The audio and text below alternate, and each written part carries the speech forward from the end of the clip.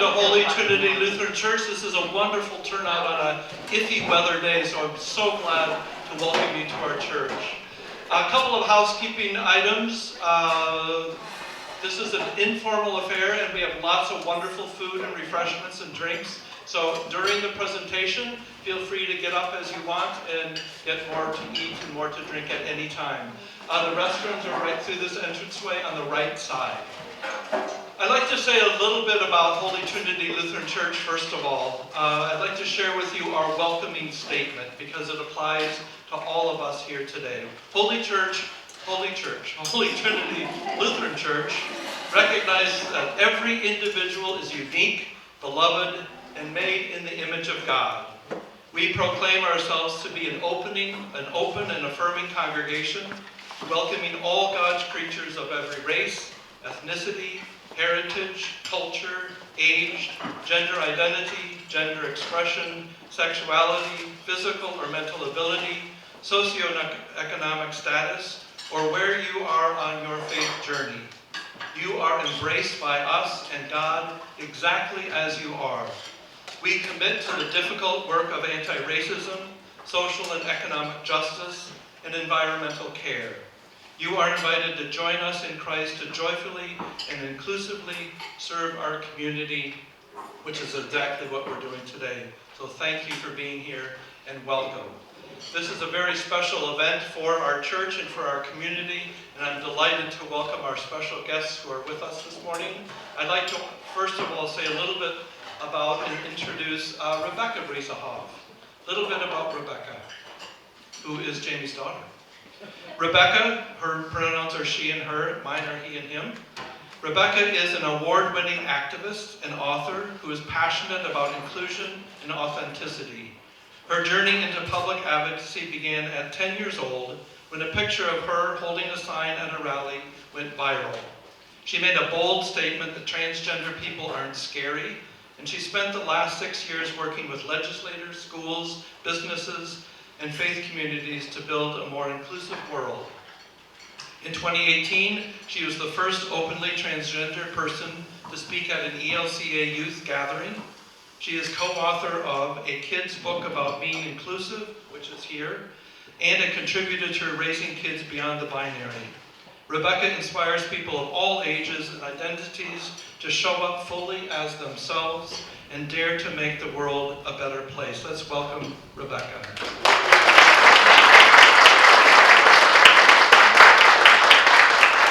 Welcome. And a little bit about our mom, Jamie. Jamie is an award-winning LGBTQ+ advocate, nationally known speaker, and mother of 3, including Rebecca. Her family and work have been featured by media outlets and organizations around the world, including Disney, NPR, Good Morning America, USA Today, The Today Show, CBS News, Human Rights Campaign, The Trevor Project, and Gender Cool Project. She has 20 years of experience working with youth and adults inside and outside the church. She strives to create a world where LGBTQ+ and young people thrive. She lives in New Jersey with her spouse and children, and she happens to also have a master's degree from the Lutheran Theological Seminary at Gettysburg. Please join me in providing a warm welcome to Jamie and Rebecca.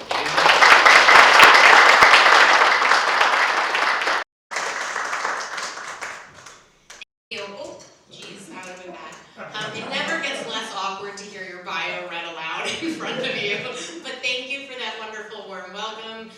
And I'm grateful that Rebecca came along for the ride with me. She's not always here when I do a book event, so she's the bonus that you all have. She'll be around, but I don't intend to hand her a mic, but I never know what's going to happen, let's be honest. A few things as we get started for our time together. First, I want to say a big thank you to Holy Trinity for bringing us here and for the warm welcome from worship today to the beautiful spread. We're just so grateful for your intentional welcome and deep hospitality, so thank you. Thank you to you all for coming and joining us, and please get up and get food. It is a beautiful spread. I will reiterate, I will not be offended. Move about, get refreshments and refills as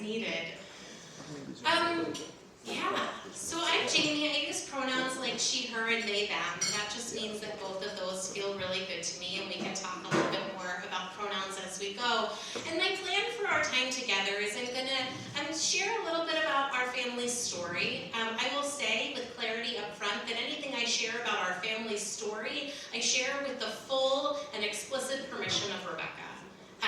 Because our story, raising a transgender child, cannot be extracted from that transgender child, and she owns that story.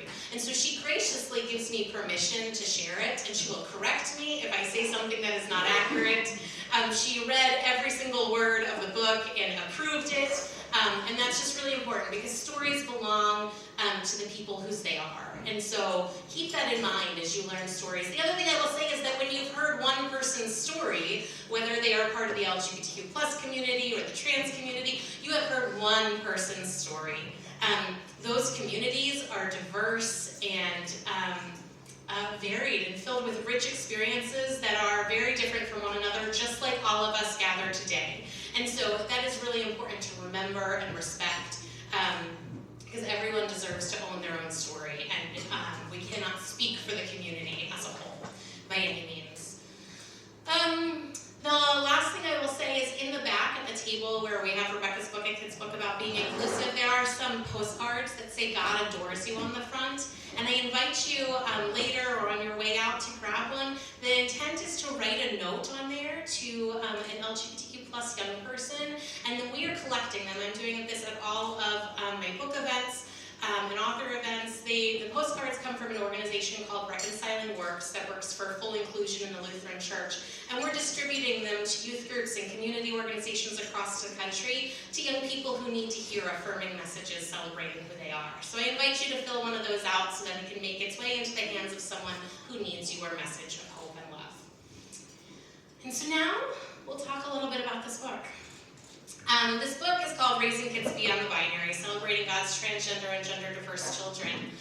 And the book came out of certainly my family's experience raising a transgender child who's now 17 and thriving in every definition of the word. When Rebecca came out and transitioned, she was 8 years old when she socially transitioned. And so that just means we changed her name and her pronouns so she could go out into the world as herself. And during those years of kind of figuring out who she was and then sending her out into the world as herself and preparing the world for that, this was nearly 9 years ago. There weren't a lot of resources.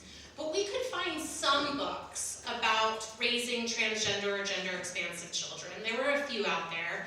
And we could find some books that talked about theology. I'm married to a Lutheran pastor, and I have my own seminary degree, and so we could find like really heady theological books that talked about this. But there was nothing accessible to the average person that didn't spend 8 years studying religion in higher education. I don't recommend it necessarily. That talked from an affirming faith perspective, that said who you are is created in the image of God, and gave language and context for that. And so as time went on, 7, 8 years later, that resource still didn't exist, and so I wrote it.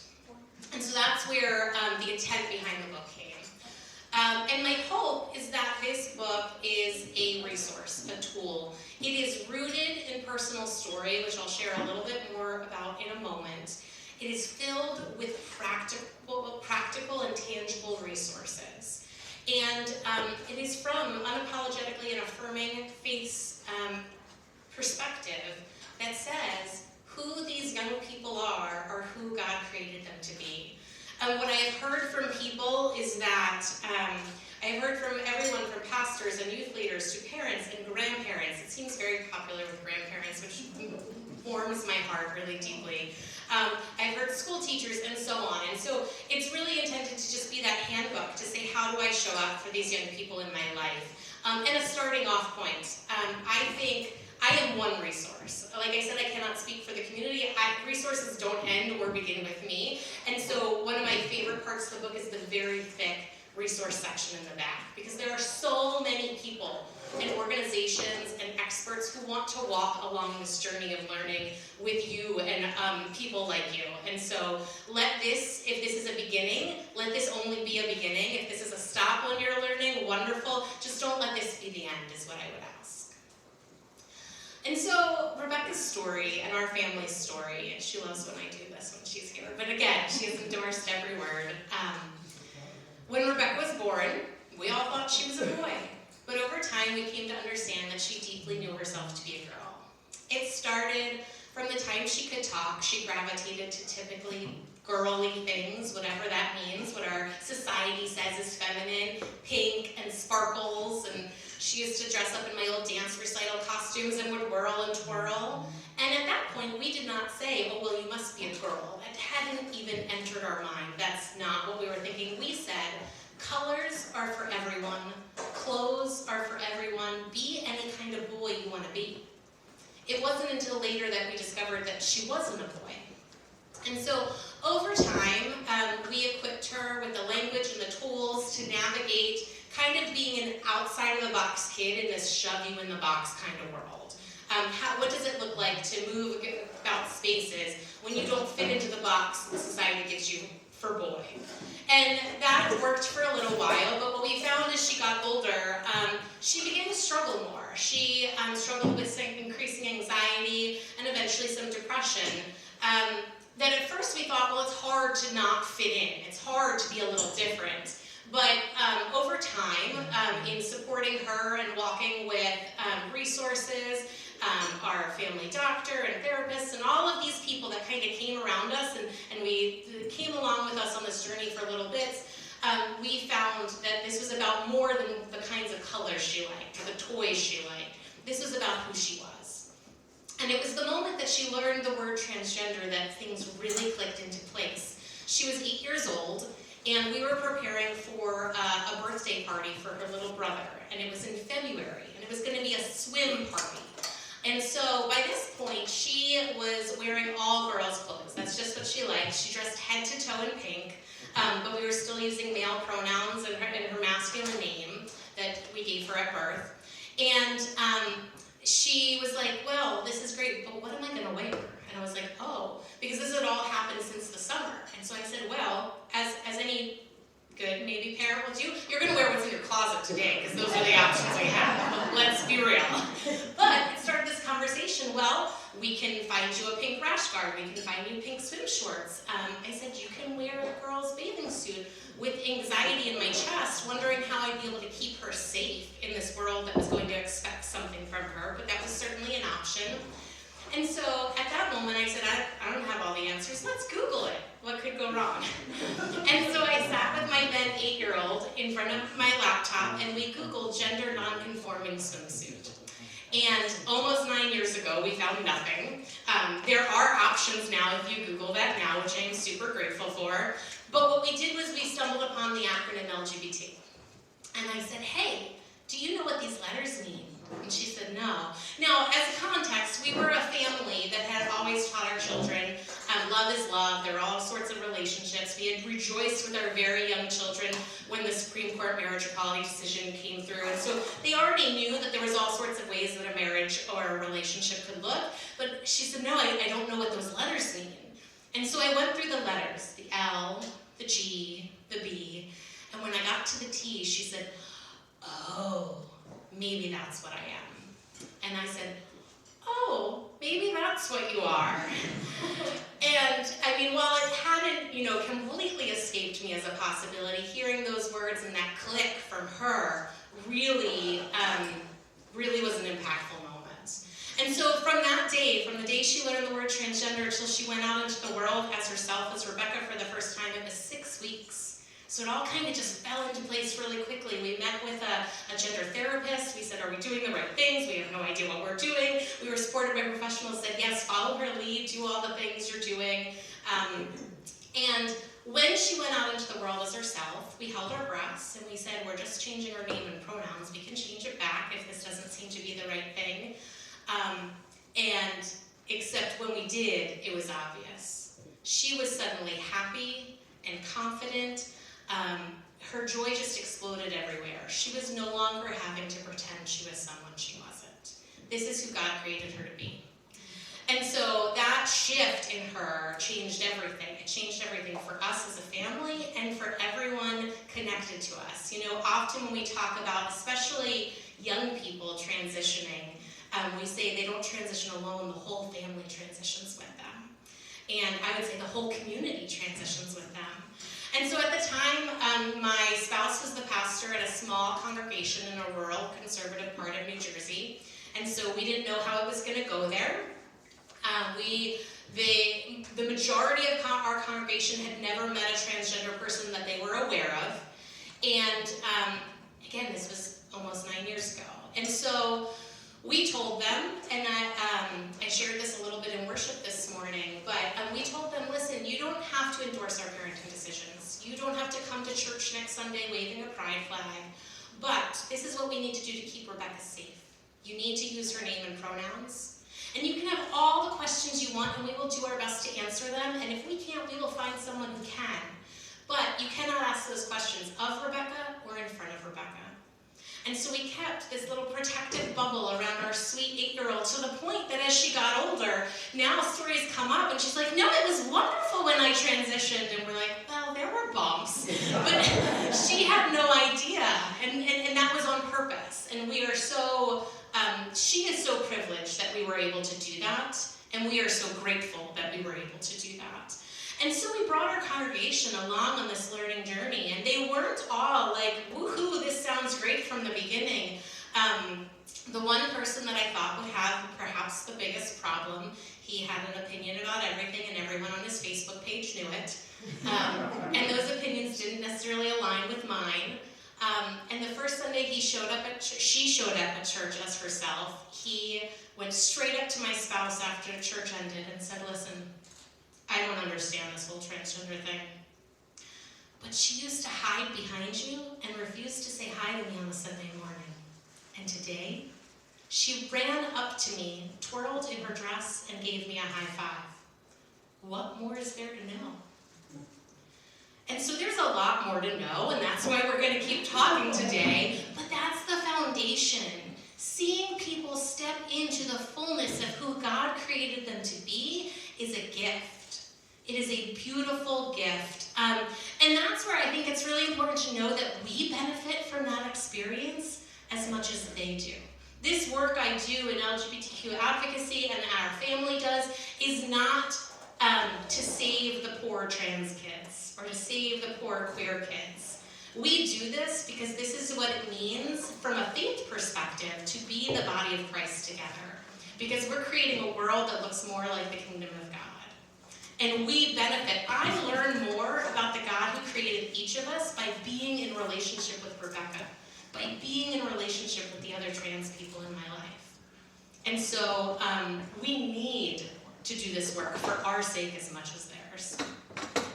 And so from there, our journey kind of unfurled. We continued education and advocacy, and I like to, like, our circles of advocacy and education just got wider and wider. First it was our family and our school and our community, and then it was our state legislature, and then suddenly we were doing this on a national scale, and I realized that I could not have another job. This became my job. And so I get to do this hard and holy work of working with families like mine, trans kids, non-binary kids, gender-expansive kids and their families across the country to create safer spaces for all of us to show up as our full selves. And I work in schools and in churches and faith communities and with corporations and all sorts of people.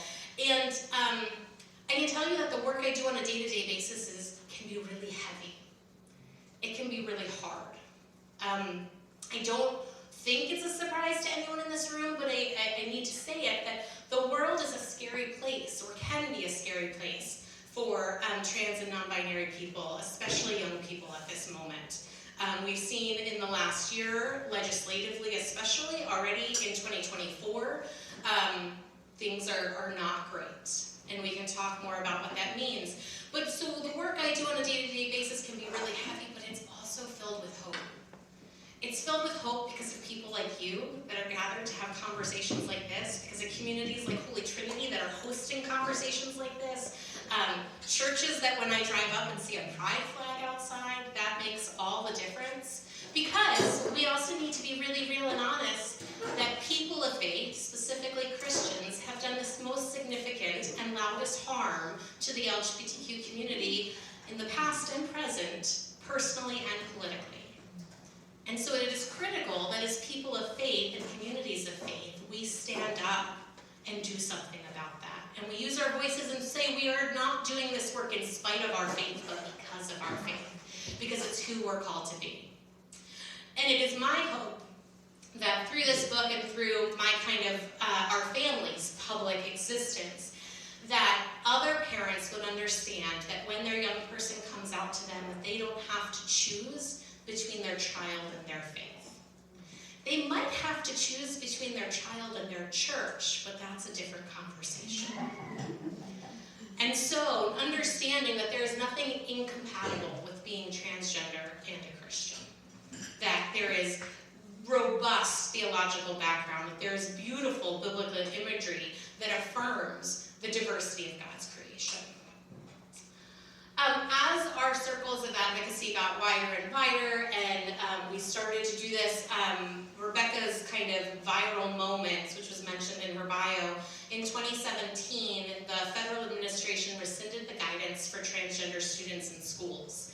And that was scary. I think that was the first moment as we were seeing the kind of public pushback at a different level to the trans community. And so there was a rally happening in our home state of New Jersey, and I reached out to the rally organizers and I said, hey, if you need a parent to speak, I'm happy to speak.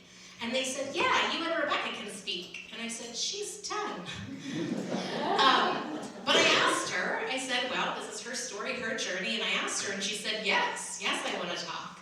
Because Rebecca had this experience of deep privilege and overwhelming support where she had a supportive school and community.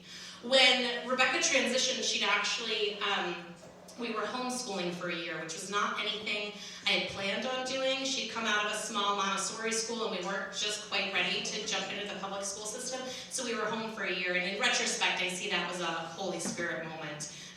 That space was really a gift to us. But so that was in April, and by August, we were ready to start this public school journey. And so I showed up. It was a little late, a week before school starts, and said, I need to register my kid for school. I need a meeting with the principal, and I need him to read this packet of information first. And to their credit, they said, okay, we had this meeting. They'd read the material. They said, yep, we get it, absolutely. At one point, they asked, well, but what bathroom will she use? And my spouse and I held our breath. And we said, well, she's a girl. She'll use the girls' bathroom. And they said, great. And we said, phew. And then the next day, someone knocked on my door. Nobody knocked on our door. We had 3 small children. Our house was a scary place to just knock on the door and show up unannounced. And so I answered the door, and there stood our superintendent for a not small district. He stood there and said, I heard about your daughter, and I want you to know I've got you. If you have any problems, you come directly to me. We will keep her birth certificate. We hadn't changed her name legally under lock and key. She will not see her birth name anywhere. You let me know what you need. And I cried, and I'm not a crier. This was again in the district, in a community this was all new to them. They were seeing the young person in front of them and showing up. And that's the power of seeing the young person in front of you and showing up. And so she wanted to speak at this rally, and she did. She stood up in the streets of Jersey City, New Jersey, in front of 200 people and said, everyone deserves safe and supportive schools like I have. This is who I am. And she was awesome, and it was a really empowering moment. And at that rally, she had a sign. She was wearing her little pink puffy coat, and her hair was dyed pink because that's what she wanted for her birthday. And we had it braided into pigtails. And she had a sign that said, I'm the scary transgender person the media warned you about. And she was just this cute little girl with her pink pigtails. And I posted a picture of that on my little blog Facebook page, and it went viral. Because it struck this chord of, yes, trans people aren't scary. They're not scary even when they don't look like the little girl in pink pigtails. That's really important to say, but that's where we start from again. It's what more do we need to know? We need a foundation for folks. And so it was this beautiful entry point. But the other really important thing that happened at that rally was even more impactful than Rebecca getting on that stage and sharing what she had to say at 10 years old, was that she heard the other speakers. She heard from young people and adults whose road had not been so protected, had not been so supported. adults who had been rejected by their families, by their schools, students who really struggled and had to fight for themselves every step of the way. And so when suddenly she went viral, and she was coming home from 4th grade, and I was saying, Teen Vogue wants an interview, Yahoo News would like you to call, Huffington Post. She realized in a wisdom that I cannot even comprehend at 10 years old that she had a platform, and she needed to use it because she had seen the privilege she had.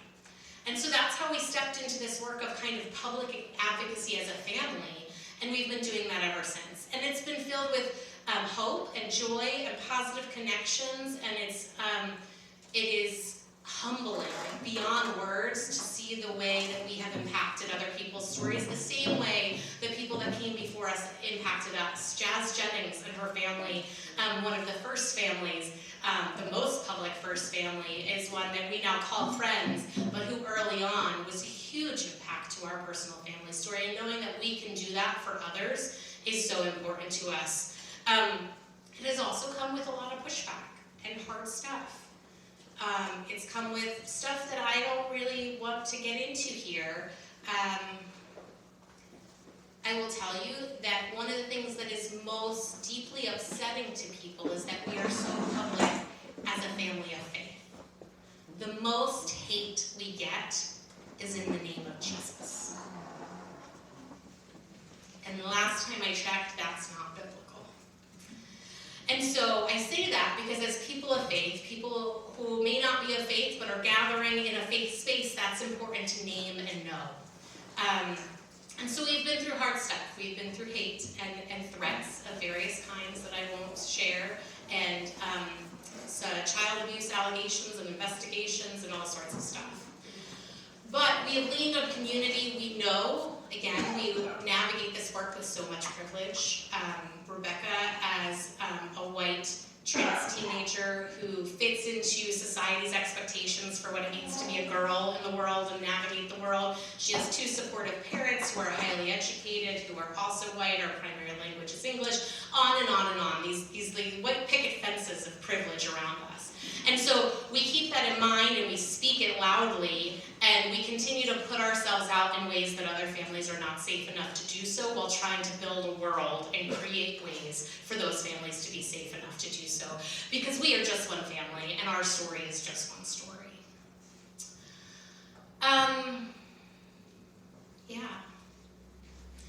So now, Rebecca is a junior in high school. She is thriving by every definition of the word. Parents of trans kids often like to say that our kids are just like other kids. And in a million ways, that's true. If I could get her to keep her room clean, that'd be awesome. She's getting better at it, to be fair. She is, as she gets a little older. She loves to torture her little brothers, like all of those things. She just got her license and is real excited by that, and it terrifies me. So in all of those ways, she's just a kid like other kids. At the same time, trans kids are extraordinary. They truly are.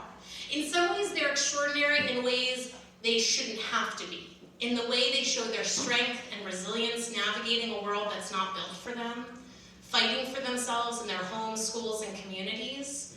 And I don't wish that on them. I know when we talk about how brave they are, that doesn't feel good. They shouldn't have to be brave. They're just being themselves. And so they are extraordinary in those ways, but they're also extraordinary just in who they are, in how their joy explodes, how their light shines, how they show who they were created to be. You know, being in relationship with Rebecca and so many other, the biggest gift in my life has been the trans community that I've been able to be connected to because I am Rebecca's mom, who have welcomed me in with open arms and shown me a love and grace that I do not deserve. And they are close dear friends at this point. But what I know, what those folks have taught me, what loving Rebecca has taught me is first, how to love the person in front of you for who they are, not who you thought they were, or who you expected them to be, for who they are.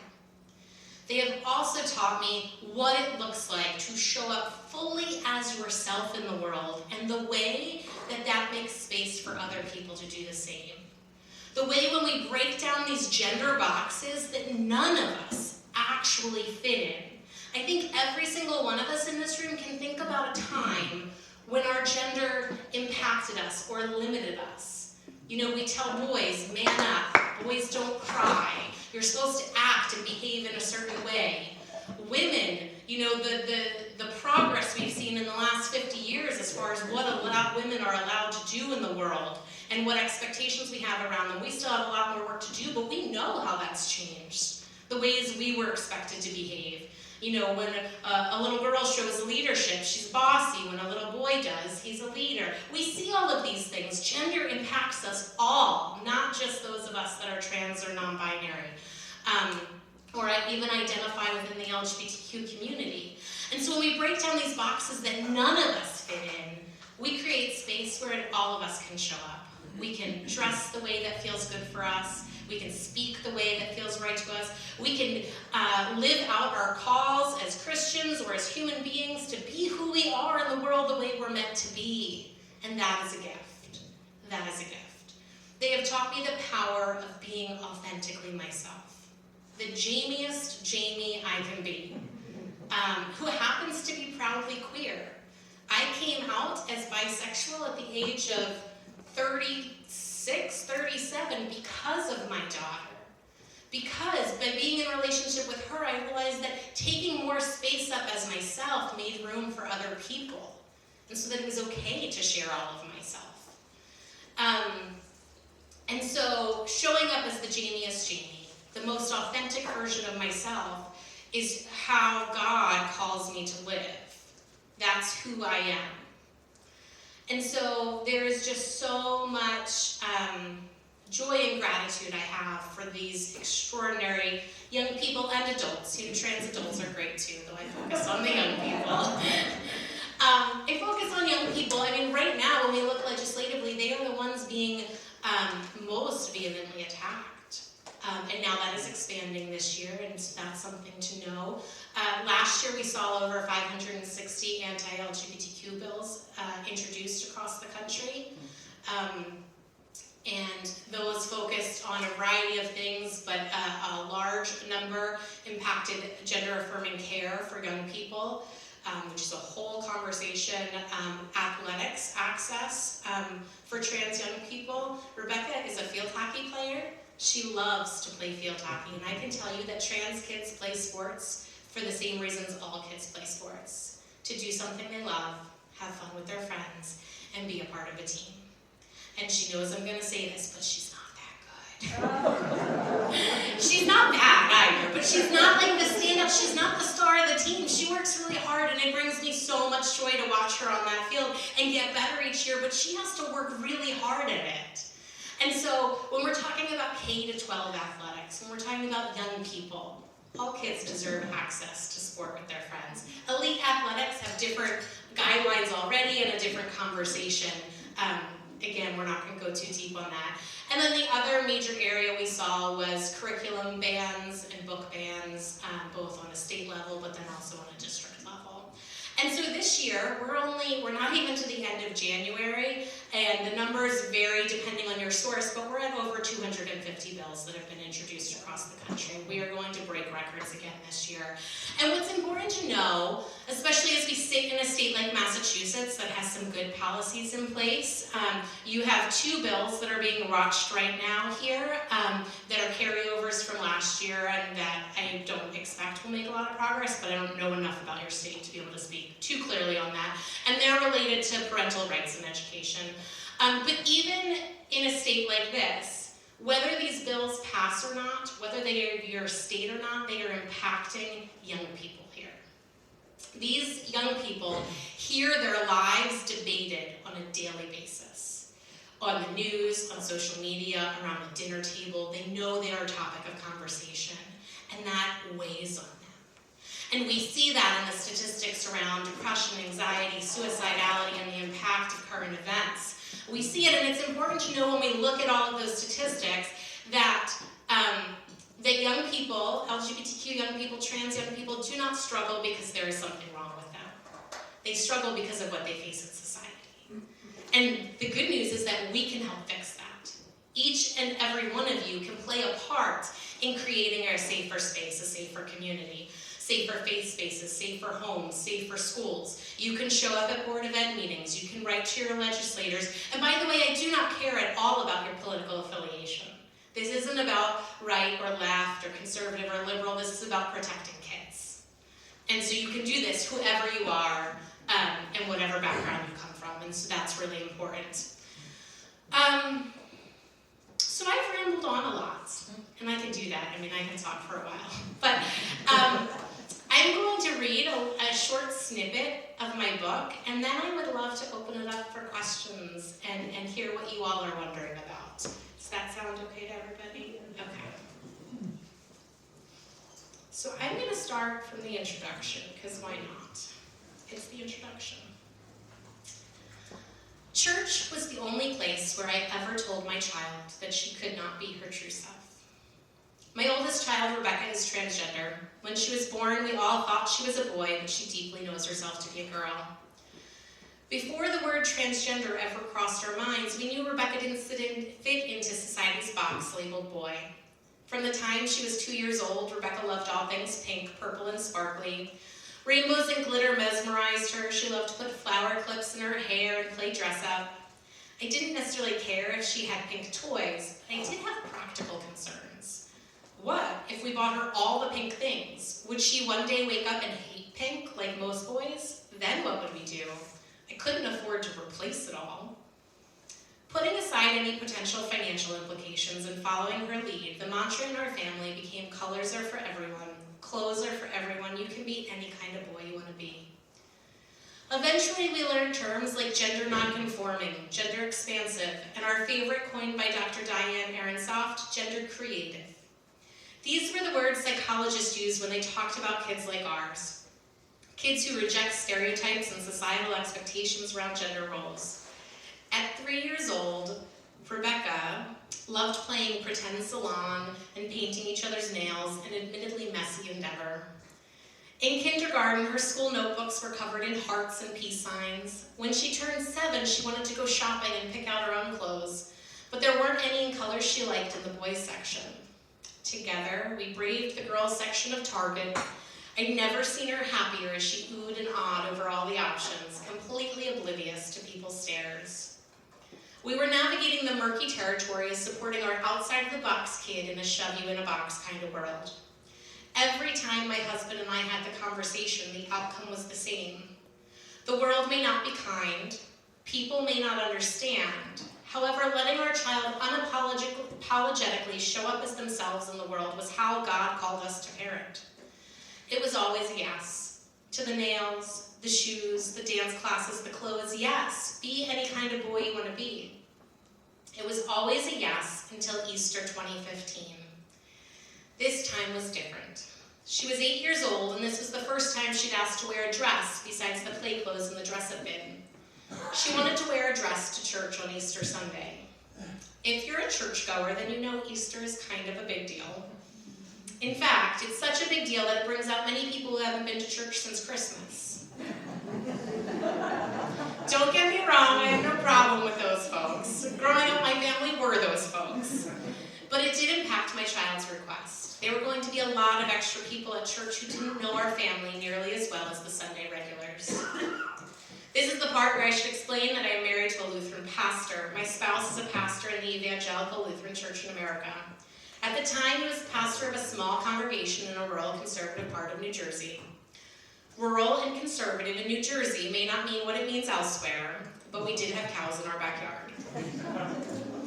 While our congregation had quietly supported or at least gotten used to our child's gender nonconformity, we did not know how they would respond if our 8-year-old child, whom they knew as a boy, showed up in a frilly Easter dress. We did not know if we'd be able to keep our child safe, how to navigate questions, how to run interference on such a busy, stressful, crowded Sunday. So we said no. We said, we know this is who you are, we see you, and we love you, but we just need you to wait.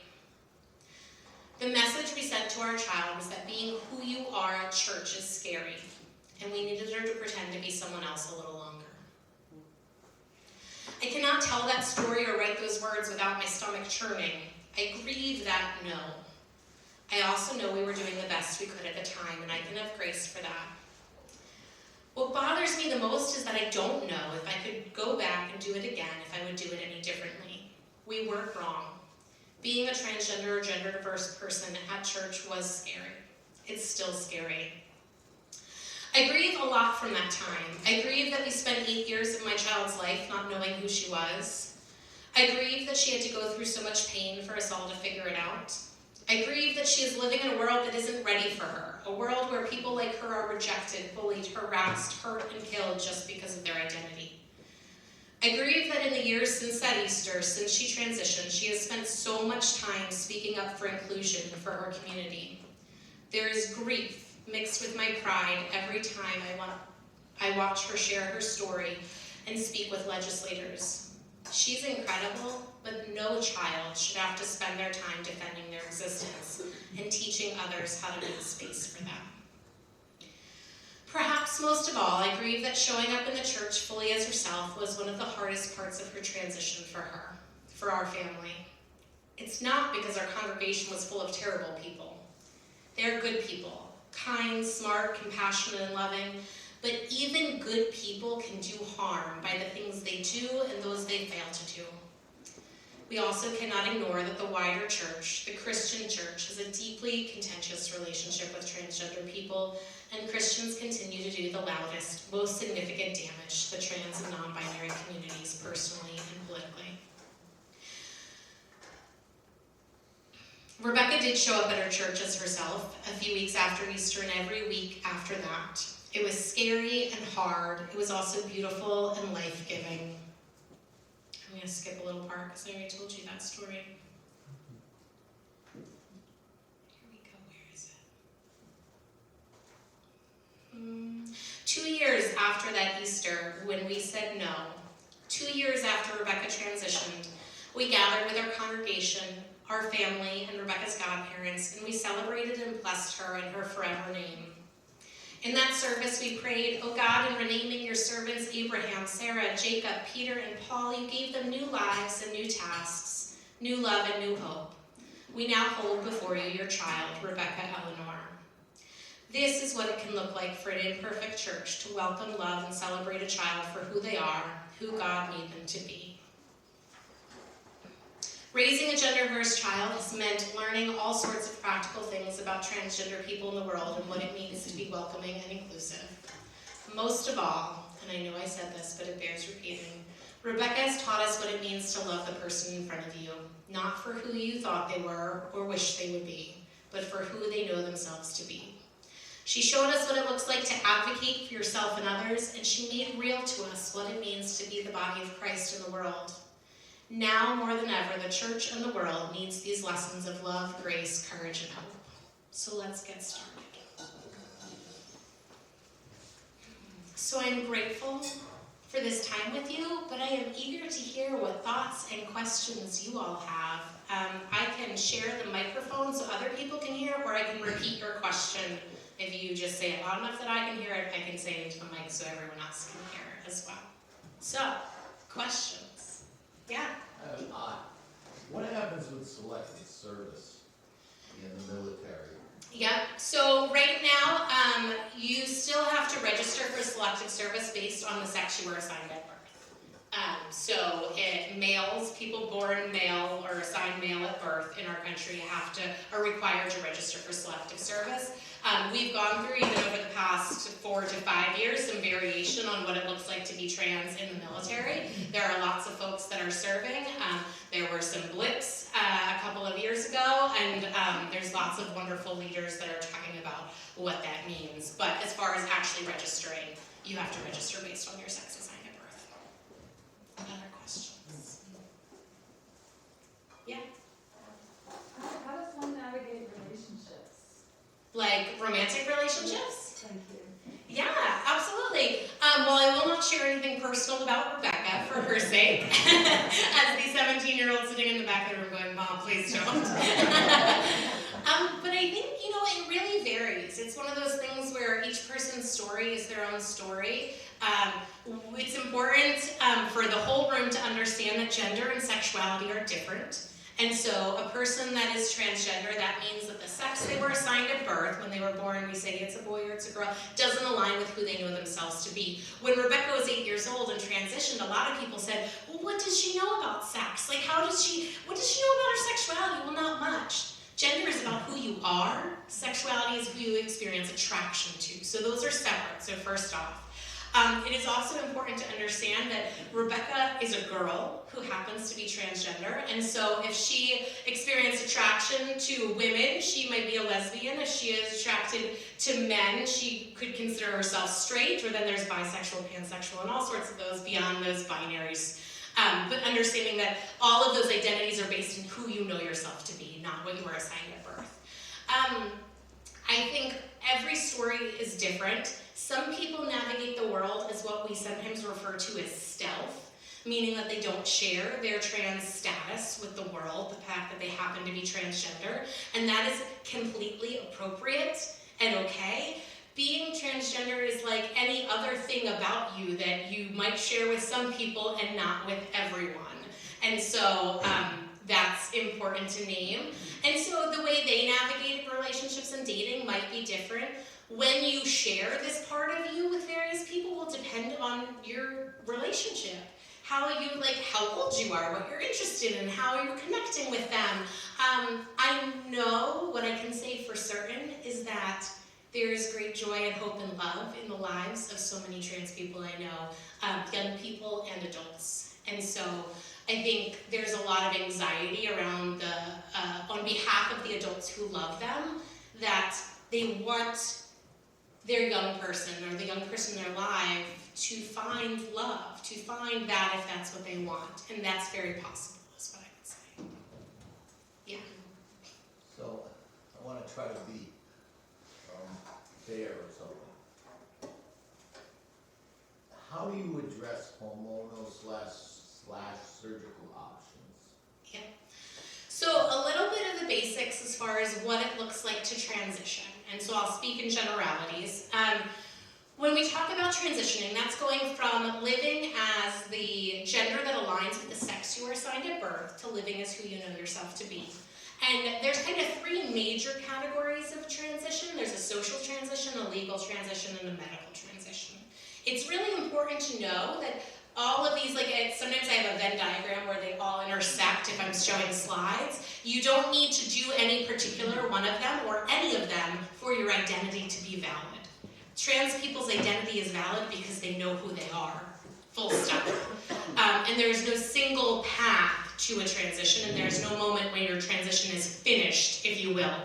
A social transition just means changing name and pronouns and kind of navigating the world as the gender you know you are. And not always name, I should clarify. And not always pronouns, but it means you're telling the world, this is who I know myself to be. And so when we're talking about children, that's the only /first thing that's available to them. It is important to name. No one is doing surgeries on children. We'll get to medical in a second, but that's not happening. So most times when we're talking about children transitioning, we're talking about a social transition. Then there's a legal transition. A legal transition has to do with identity documents, updating. It can be a legal name change, perhaps. It can be updating driver's license, passport, birth certificate, social security card, all of these things. And that can be updating name as well as gender marker, depending on the document and where you live in the country. And so federal documents have federal rules, but state documents like birth certificates and driver's license have state-to-state rules. And so, for instance, in New Jersey, I don't know what the Massachusetts laws are, unfortunately. In New Jersey, it used to be that you couldn't change the gender marker on your birth certificate without proof of surgery, which was a problem. It was an equity problem, as we'll get to when I talk about medical transition. Not everyone has surgery, not everybody has access to surgery, and children never have surgery. And so now, New Jersey, since 2019, is able to change your gender marker with a self-attestation, a form. And so a birth certificate that will have now a new gender marker and a name. And so that's a legal transition. It's important to know that this is a really important equity and justice issue. Not having identity documents that align with who you are impacts the way you navigate the world. You don't realize how many places your gender is if you've never had to know everywhere your gender is. And so if you're you're showing a driver's license somewhere and it doesn't look like you, or it doesn't say things that look like you, then that's going to put you at risk. It's going to out you, or someone who may not believe it's your license, and so on. And then to change those things, you need sometimes access to legal help or the ability to navigate lots of bureaucratic systems. It varies state to state. In New Jersey, you used to have to publish in the newspaper if you were going to change your name, so that you could confirm like any creditors that were coming after you that you weren't doing it for nefarious reasons. So we changed Rebecca's name when she was 9 years old. We had to publish it in the newspaper so that any creditors looking for my 9-year-old could make sure they found her. That law has been changed, and now minors do not have to publish, because again, this is a privacy issue. That's public record. That will always be there. And so now in New Jersey, those cases are automatically, the court documents are sealed, and we don't have to publish anymore. So there's layers of privilege and equity and things like that go through all of these different processes. And then we have medical. A medical transition, again, is a choose-your-own adventure. There is no single set path that legitimizes your identity or who you know yourself to be. And there's also many access challenges to it. Which is finding providers that are appropriate and give that care, accessing it financially depending on your insurance and what that looks like. And with minors, parental support is a critical step to most of this process. And that goes with legal too for minors. Parents need to be on board. And so that's a barrier for some young people. The first type of medical care that is available are hormone blockers, sometimes called puberty blockers. They are a pause button. They pause puberty. They are not administered before puberty. They are administered anytime after Tanner stage 2 of puberty. That's how we measure puberty, is in Tanner stages. Tanner stage 2 is basically when you start to see visible signs of puberty. Body hair, body odor, all that good stuff. And so we can administer those to pause puberty. That has 2 major benefits. If a child is still figuring out who they are, they're not sure, they're getting the mental health support they need, which is a factor in all of this, their families walking with them, it gives them space to get that support and have those conversations before their body goes through the turbulent period that we all know puberty is. Puberty is not easy. Have you hung out with middle schoolers recently? It's a thing. And so it gives them some space to hit that pause and have some support on board.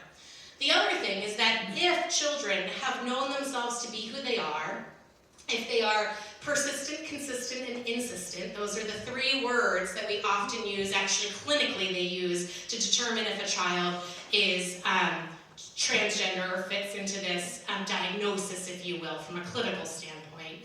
And they've been living as themselves, then puberty blockers allow them to not have to go through the puberty that aligns with the sex they were assigned at birth. And so for a transgender girl, that would mean not having a deepening voice, not developing an Adam's apple, not growing facial hair, not having changes to their bone structure. For a transgender boy, that would mean not developing breasts, not starting menses, all of those things. That can be really devastating to them emotionally as well as physically. And it also impacts their ability to navigate the world.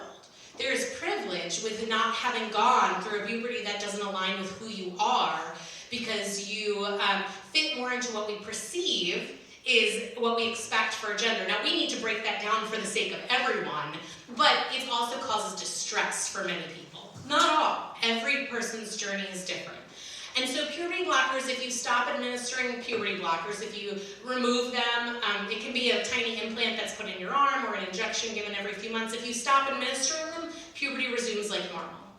And people have to go through puberty, so you can't keep people on puberty blockers forever. But that's the first step. Parental support is required, lots of checks and balances. You have to work with very select providers. The hormone blocking implant that is used is $40,000. So if you don't have insurance that covers that, that's not going to be accessible. Many insurance does, many doesn't. There's a lot of hoops to go through in order to get that covered often. And then the next thing that's available are gender-affirming hormones, sometimes referred to as cross hormones. It would be hormones that would help your body go through the puberty that aligns with who you know yourself to be, estrogen or testosterone.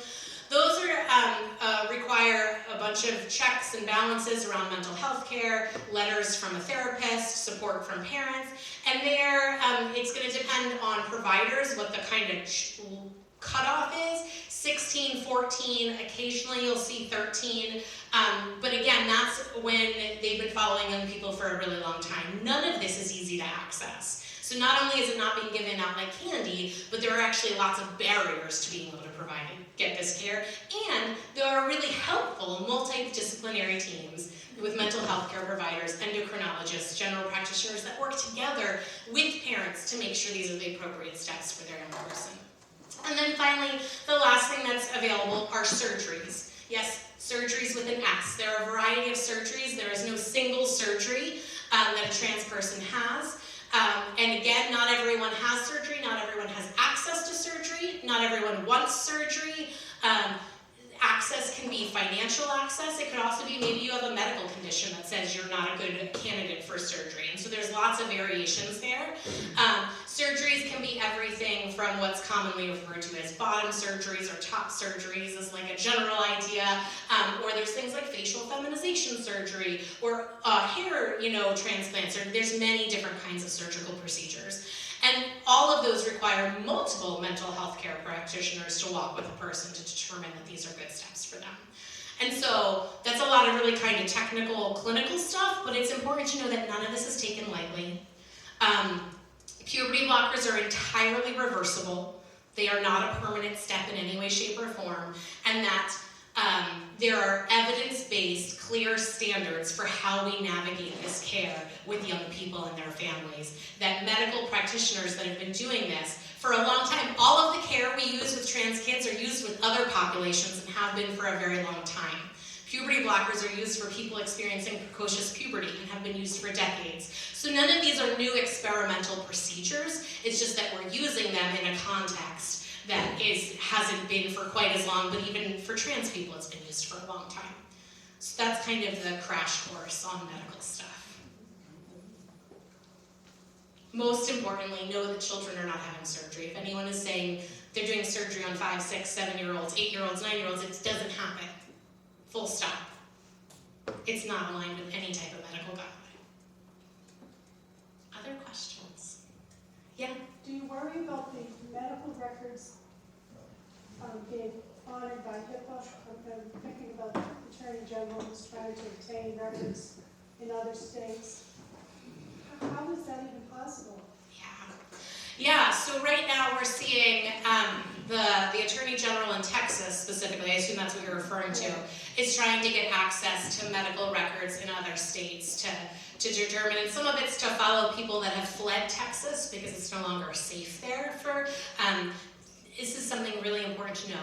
Families are selling everything, leaving their extended family up and moving to safer states and safer countries at this time. This is happening right now. And so I personally know families in Texas that have left. I know families in Kansas and Missouri who have left. And so what we see in a lot of states we have, not a lot, but in some states we have what are called trans sanctuary bills, or they're referred to as that.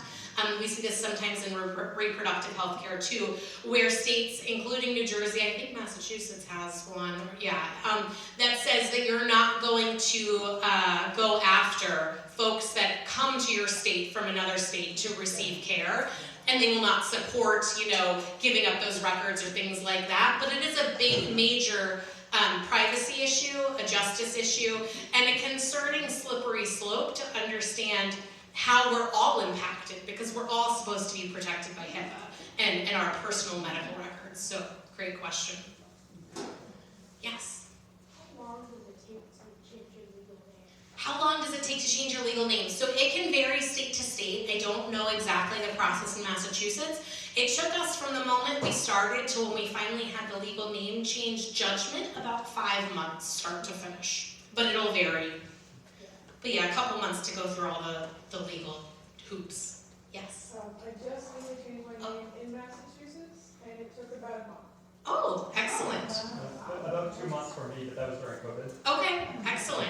I imagine we changed it like 8 years ago. It might be faster in New Jersey now too, because stuff's online that wasn't before, so awesome, that's great too. It's easier.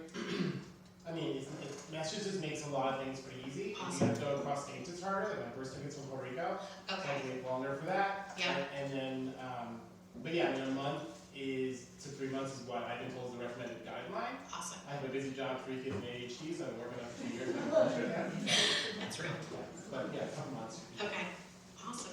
Yes. What advice would you give to parents who have a child that comes out as transgender? Yeah.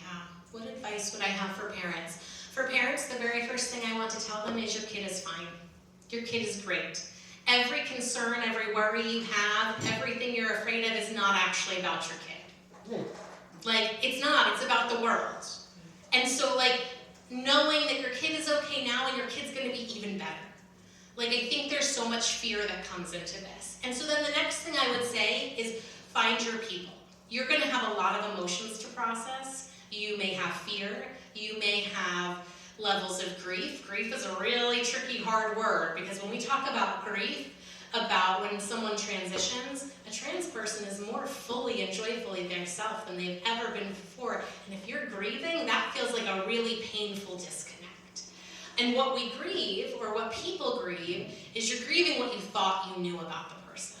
You're grieving all those expectations. And so what my favorite, I try not to give advice to new parents, because no new parent actually wants advice. But if I could give advice to them, it'd be hold things loosely. Just hold it all loosely. Let people be who they are, because it's those expectations that do us in. But what I would say is there are going to be a lot of feelings. Those feelings are valid. They are yours and they matter, but they do not belong on your child. And so I would say I love to talk about ring theory, which sometimes is used when we talk about grief. These concentric circles, we put a series of concentric circles, and in the center we put, if we're talking about grieving, we put the person who experienced the most personal loss, so say a widow, in that center of the circle. And then the people next closest are in the next circle, and then the next, and like way out you've got the neighbor down the street, or the people that met them once, or professional care providers. And we say support goes in, processing goes out. And so these series of concentric circles apply when we have a person transition among us. So we put the trans person in the middle, and the support networks, maybe immediate family, maybe friends and family, maybe professional, and so on. Support goes in, processing goes out. So have all your feelings, deal with them, process them, know that you are loved and cared for, and this is challenging, and it's also joyous and wonderful, and all of these things at once, but those feelings do not go on your child. Your child should get to process to you, and you should process elsewhere. So those are kind of my two big things. And also, you're not alone. Like, and congratulations. Like, I've already told you, trans kids are extraordinary. Trans adults are extraordinary, and so it is a gift. If someone has chosen to share who they are with you, that is like the biggest gift. It's the biggest piece of trust. Please, if someone comes out to you, say thank you.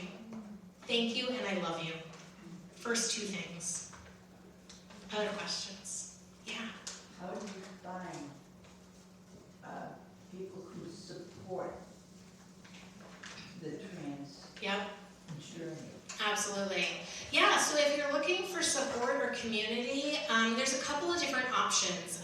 There's some national organizations with local chapters, so PFLAG is one of them.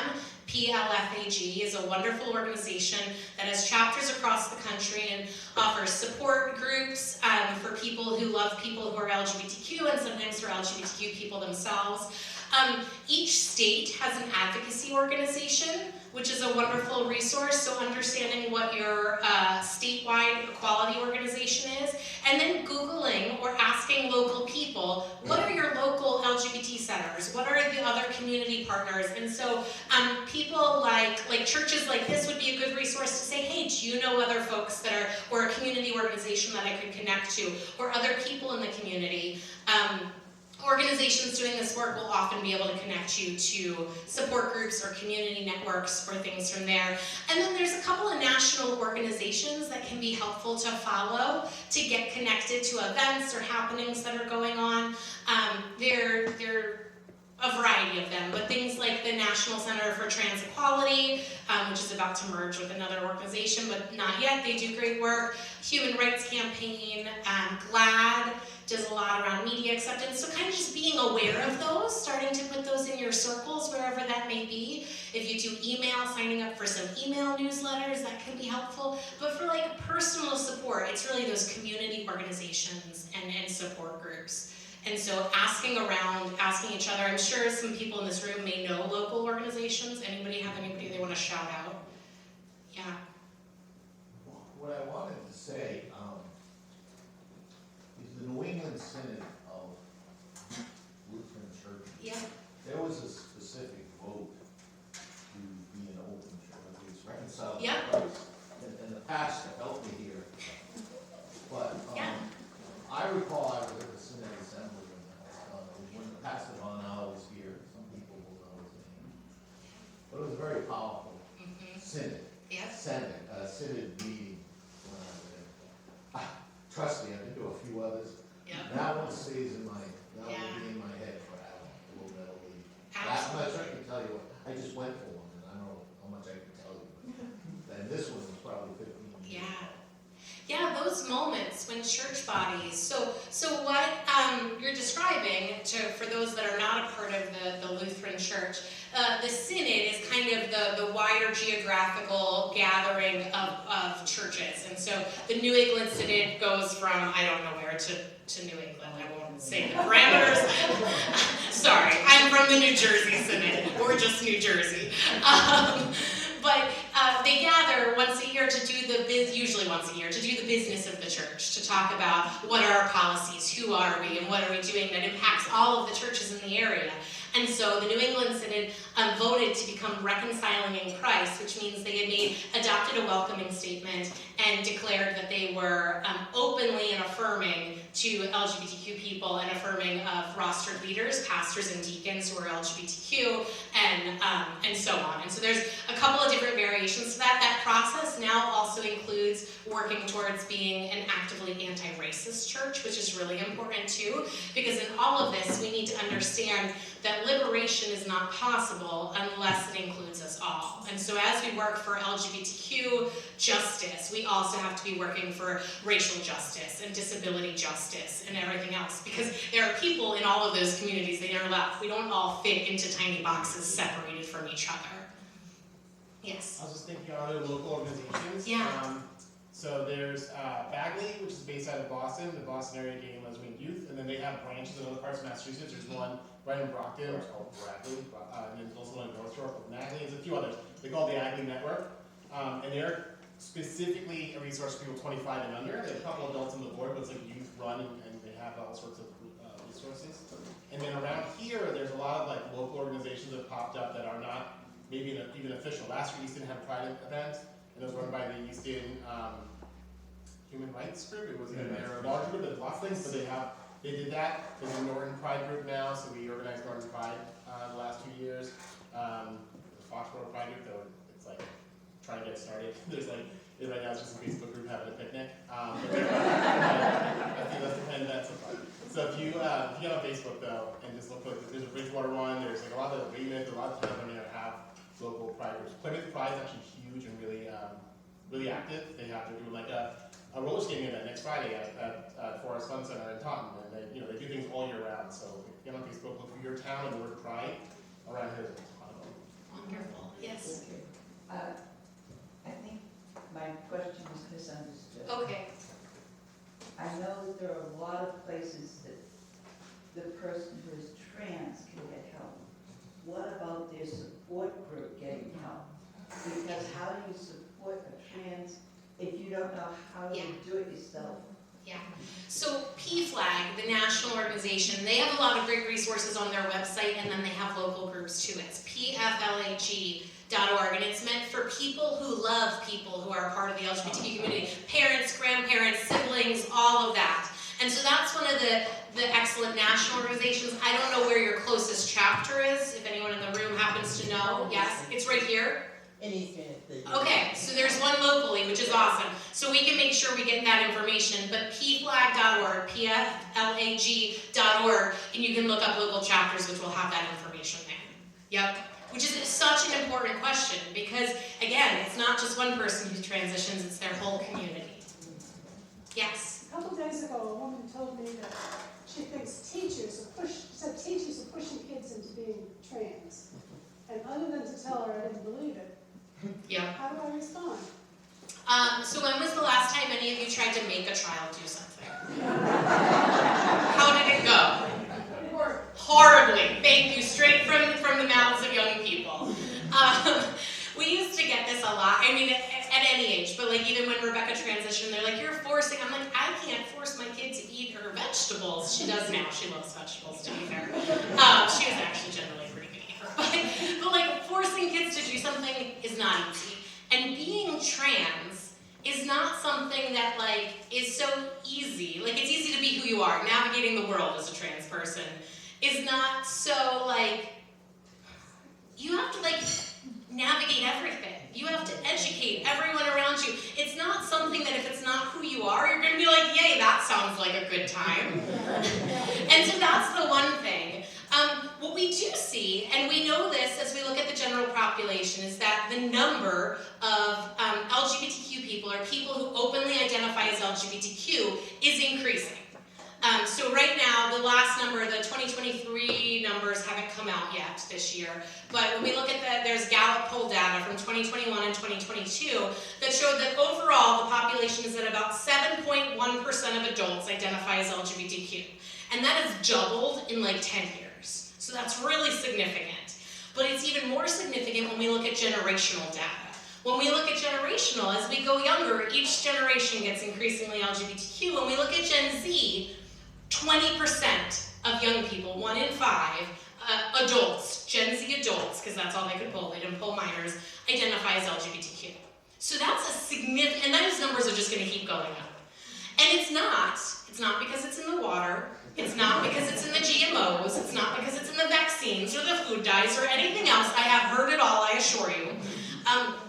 It is because we know trans and gender diverse people have existed throughout history and around the globe. And we can look at this from an anthropological standpoint. We can see, if you just Google gender diversity across cultures, you will read about, throughout history and around the world, various stories of cultures that identify third and fourth and even more gender people and what that looks like. And overwhelmingly, they were revered in their culture, or are revered in their culture, until somehow we mess that up sometimes. And so understanding that is really fascinating. We also see it in the biological diversity of animals, of marine life, of insects. It's so fascinating. And so you can Google all of that or get some books from the library to learn about that. So understanding that this has always existed, not a new phenomenon, and with increased support and visibility and resources and language, more people are comfortable saying who they are.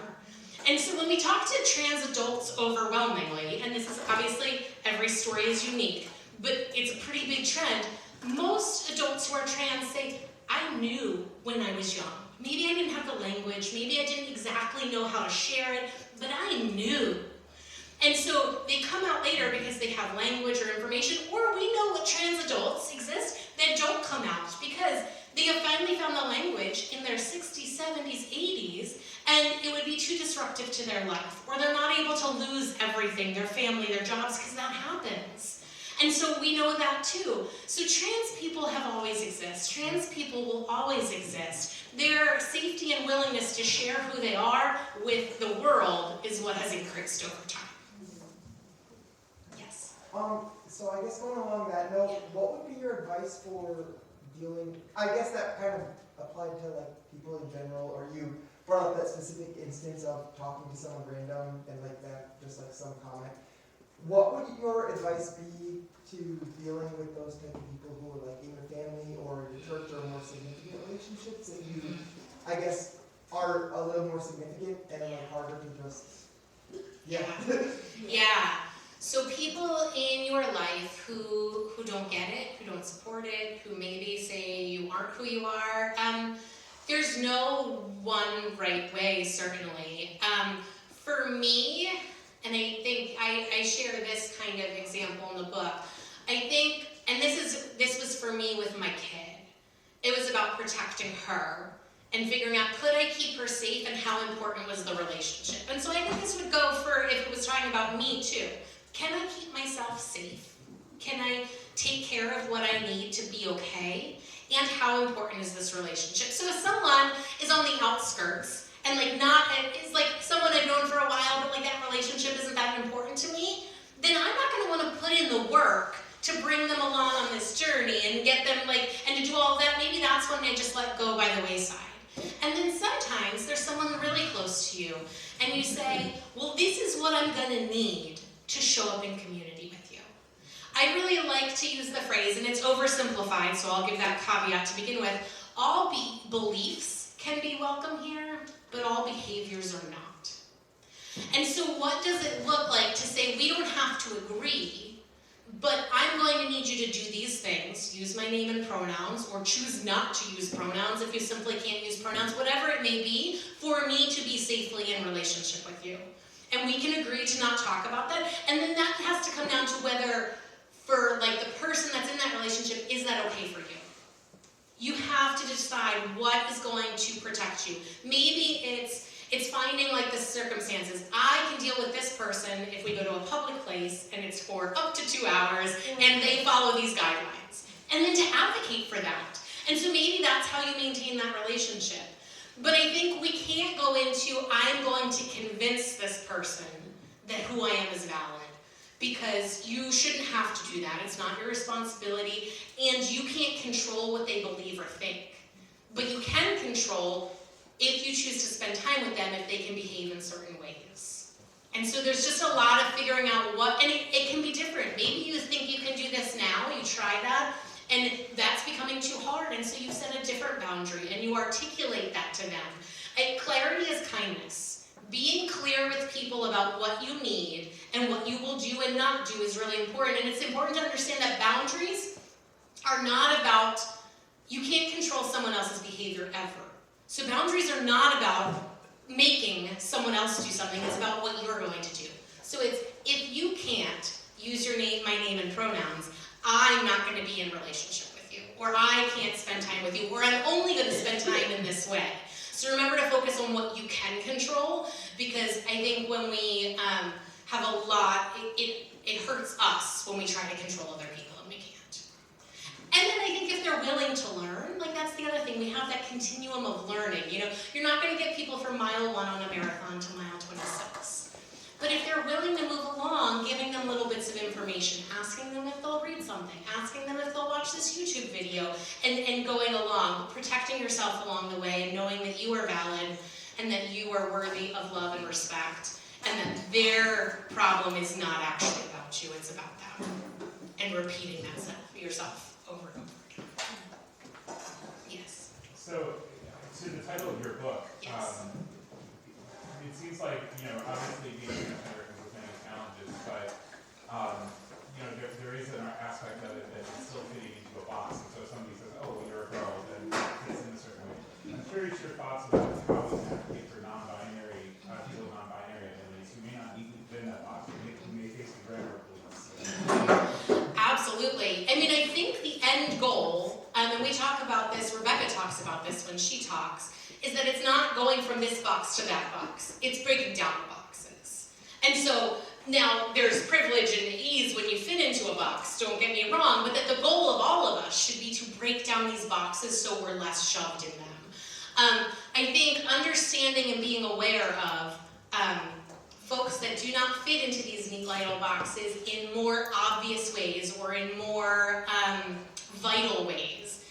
First, connecting to the way we feel uncomfortable in that box is helpful for empathy and understanding, but remember that you don't need to understand everything about someone to support them. Very critical.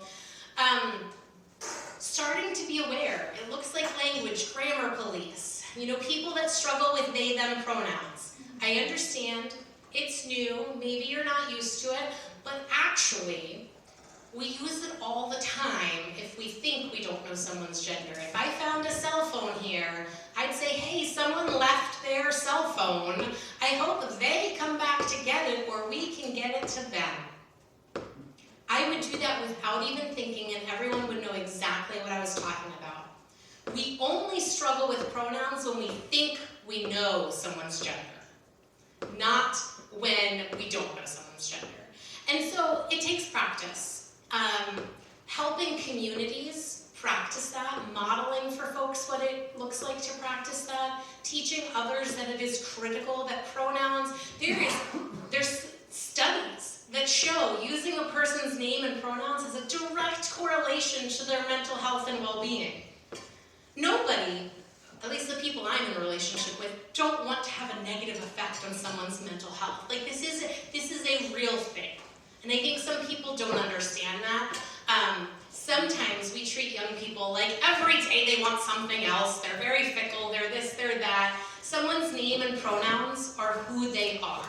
Even if they change over time, it is critical that we respect those and affirm those. The other thing I sometimes hear from people, especially if we're talking about young people, well, what if they change their minds? What if they change their minds? Well, if they change their minds, and we have loved and supported and affirmed them all along the way, then they will know that who they are is loved by God, who they are is loved by the people around them, and they will learn that they can trust not only themselves, but the people around them to walk on this journey with them, and they will know themselves better in the long run. There is nothing bad in that. Yes, eventually, when you're talking about medical steps that go down the line and have many, many practitioners involved, then there's some different conversations to be had, and I promise those are all had when those steps are ready. But overwhelmingly, what if they change their mind? Then we love and support them into whoever they are becoming, and we are grateful that we get to witness that. And so, helping the people around you, I say this to people that perhaps don't have they, them pronouns. It's up to you to get used to it, to practice it. Be sure you're using someone's pronouns all the time, not just when they're in front of you. Use them when they're not in front of you. Because if you go back to the pronouns that you thought were best for them when they're not around, then those neural pathways just get groovier, deeper. They keep going. And so use the right name and pronouns all the time. Practice, practice, practice, practice. That's how you can show up and support. And if you're advocating for the people, for yourself or people around you, know that, again, it's not about you. It's not about you when someone refuses or consistently messes up or whatever it is, and find your people that can come alongside you and affirm you and love you and remind you of that, because it's not about you, but I know the impact is real. I am looking at our time, and we are about out of time. So I am so grateful for each of you. I'm here. If people have books, I'm happy to sign them. We also have some that are available for purchase, as well as Rebecca's books, and just the deepest gratitude for each of you, but also for Pastor and everyone here for hosting us and making this happen.